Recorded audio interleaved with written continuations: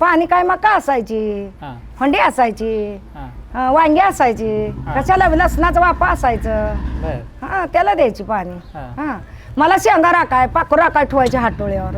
बर हाटोळ्यावर पाखरू राखाय जायचं का नाही जाणार तर तडकाने लावून पिटावायचं. होय भाऊ वा कोण देतं बारकी मी तडकाने? सगळ्यात भाऊ हा मारायची काबर जात नाही मला, हा काबर जात नाही म्हणून मारायला लागल्यावर जायची हा आणि जाऊन बसायची हाटोळ्यावर हा हा हा करत. कसला आठवडा कसला होता ते हाटोळा 4 मेडी घालून वर असतोय असा त्याच्यावर बसायचं, हा गोपन हाणायची हा. फिरवून पाखराला. तुम्ही गोपन आणली चालवली हा, चालू दे अशी करून अशी करून करून हाणायची अशी करून होय हाणायची. पाखर होय. उठून जायची मग त्याला बिन हा पाखर उठून जायची का पाखरं उठून जायची नाही उठी ना ती माझी भाव वाटून बम उडवायचं. होय हा कशी जाय. पाखर राखायची काय असायचं चिमण्या, हा पीक काय असायचं ते ती ज्वारी हा. बाजरी ज्वारी बर असायची त्याला. पाखर राखायला एकटं जायचं कोण असायचं सोबत कोण यायचं नाही मला झपाटा लावून भेटावायची जायची मी जायची.